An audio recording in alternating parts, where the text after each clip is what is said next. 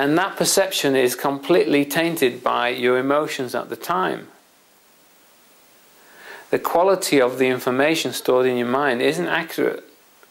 So you say if I said to you, okay, imagine a really good experience or imagine a really bad experience, and I ask you to tell me about it. If you were in a good mood when you had that experience, then the information could be completely different to if you were in a bad mood when you had that experience.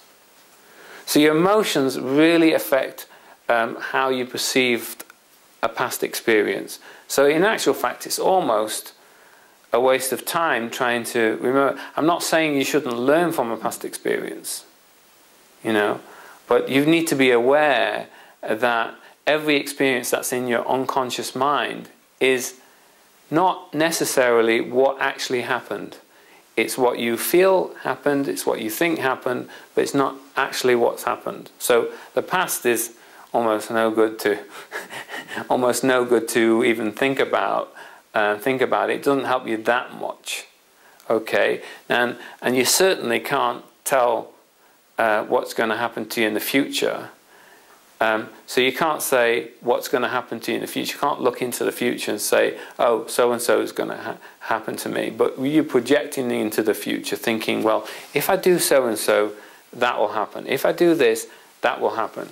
So you're looking at a kind of timeline situation. So as far as your mind is concerned, it's almost like there's a tunnel. There's a tunnel, and it's a tunnel of time. So you've got the now in the middle where my hand is, and everything to this side is the past. Okay, so everything from here that way is the past, and everything from here that way is the future. That information is unreliable, and that information is not as unreliable, but it's quite unreliable. And you have a continuous string of thoughts.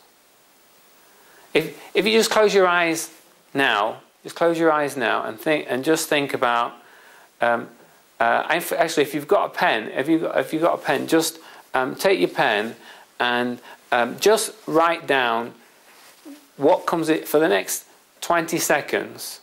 I just want you to write down just one thing at a time. Just line out what thought that comes into your head. The first thought, the second thought, the third thought, fourth thought. Just write it down as a list. One after the other.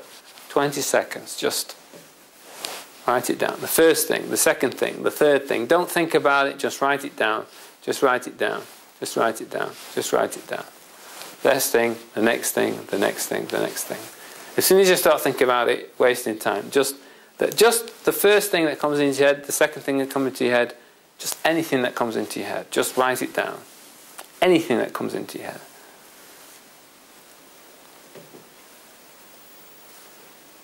One thing after another.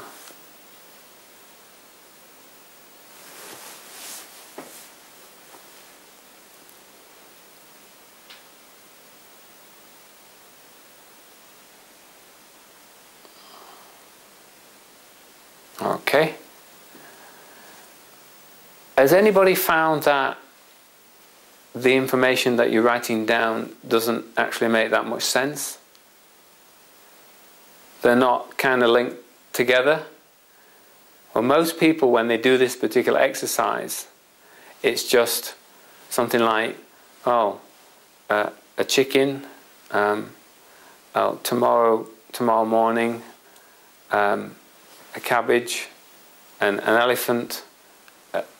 I'm just talking about visual stuff. But usually when you do this exercise honestly and you don't think, because if you start thinking then you automatically try to put it in some kind of order. But when you don't think, when you practice this, you don't think. First thing, second thing, third thing, fourth, they're not usually connected.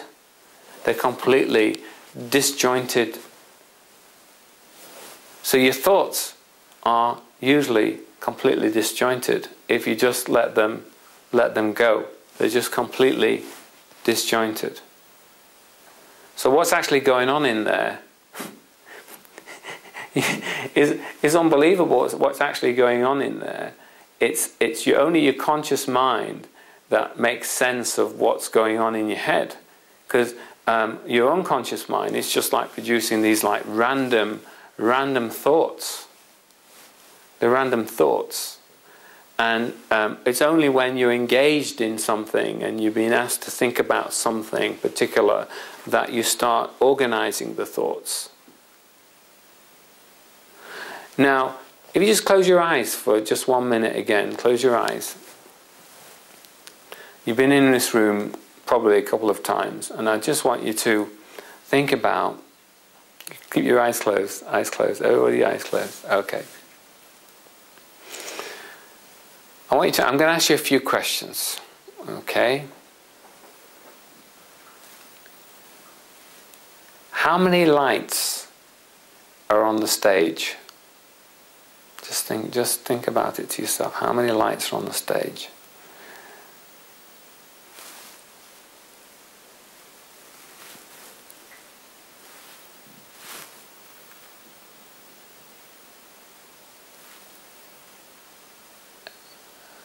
How many lights are on the wall?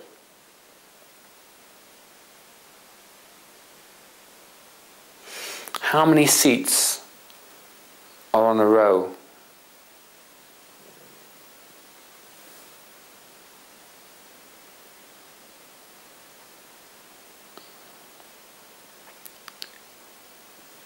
What colour is the shirt, jumper, or whatever the person is wearing that's to the right of you?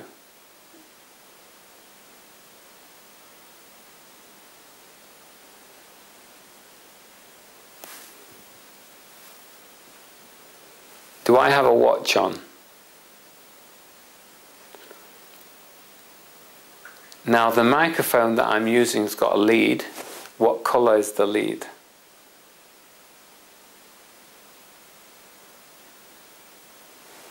Okay, open your eyes. Just check everything. Did anybody get more than 60% of that information 100% correct? Anybody get more than 50% of the information correct? Anybody get more than 20% of the information correct? Oh dear. Oh, right, okay.